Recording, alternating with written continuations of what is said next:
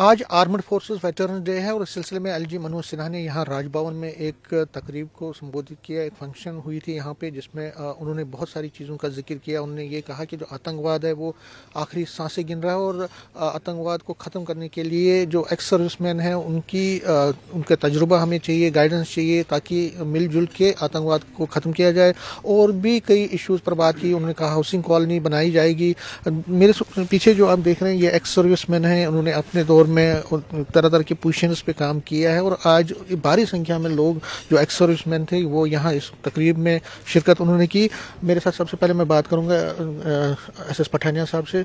पठानिया साहब, जो ये एलजी ने कहा, उन्होंने एक बड़ा इम्पोर्टेंट बिंदु छुआ। उन्होंने कहा कि जो आतंकवाद है वो आखिरी सांसें गिन रहा है और इसमें आपकी भी एक्सपर्टाइज चाहिए, आपका भी हेल्प चाहिए।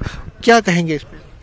देखिए, सबसे पहले तो मैं माननीय एलजी साहब का बहुत शुक्रगुजार हूँ और पूरी एक्स सर्विसमैन फ्रेटर्निटी की तरफ से उनका शुक्रिया अदा करता हूँ कि उन्होंने पहली बार राजभवन में ऐसा फंक्शन ऑर्गेनाइज किया गया है और वेटरन को सम्मानित किया गया। बहुत बड़ी बात है। नंबर 2, एलजी साहब ने अपने भाषण के दौरान बहुत अच्छी बातों के ऊपर जिक्र किया और उसके अंदर जो पिछले 3 साल में जो स्कीमें चलाई गई हैं एक्स सर्विसमैन और उनकी फैमिली के लिए, और उसके अलावा जो उन्होंने ये अब जो आतंकवाद वाला पूछ रहे हैं, देखिए वेटरन एक ट्रेंड इंसान है जो बेसिकली नेशनलिस्ट है, उसको तजुर्बा है आतंकवाद के खिलाफ लड़ने का और ये एक बहुत बड़ा फोर्स मल्टीप्लायर है जिसको यूज़ किया जा सकता है आतंकवाद के ताबूत में आखिरी कील ठोकने के लिए।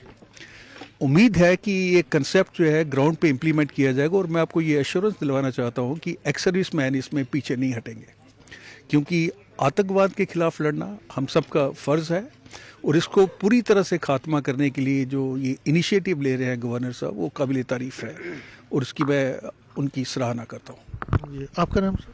मैं सूबेदार major army captain Deepak Singh. LG साहब ने ये भी कहा कि जो हाउसिंग कॉलोनीज हैं वो इस्टेब्लिश की जाएंगी। आपके जो फैसिलिटीज़ हैं, आपको लगता है कि कौन कौन सी डिमांड जो आप चाहते हैं कि जल्दी से फिल होनी चाहिए?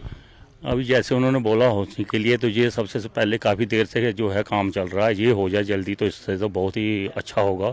और साथ में उन्होंने और भी जो काफ़ी बिंदुओं के ऊपर जो चर्चा की है, जैसे उन्होंने आतंकवाद के लिए की है, वीर नारी के लिए की है, और भी पूर्व सैनिक जो पीछे उनके चल रहे हैं, जो वर्क पेंडिंग पड़े हैं, उनको क्लियर करने के लिए बोला। इससे जो उन्होंने जहाँ पर संबोधित किया बहुत अच्छा लगा।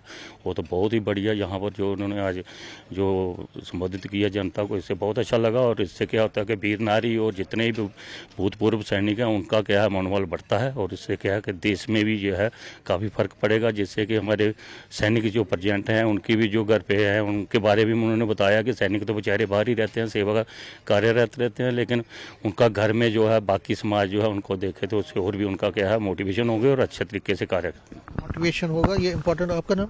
सुबेदार तसेब सिंह। लास्ट में पूछना चाहूँगा कि ऐसे क्या आपको लगता है आगे भी होनी चाहिए ऐसे इंटरेक्शन एलजी साहब के साथ? या बिल्कुल सर सही, ये एलजी साहब ने जो स्टेप लिया है ये बहुत बड़ी स्टेप लिया है और ये बार बार होना चाहिए, क्योंकि एक फौजी 10-20 या 18 साल नौकरी करके आ जाता है, उसको फिर ये गवर्नमेंट या कुछ याद नहीं करते हैं। और ये स्टेप बिड्डो के लिए या कुछ और जो नए नए प्रोजेक्ट लाए हैं ये बहुत बढ़िया है और ये पर हेयर होना चाहिए।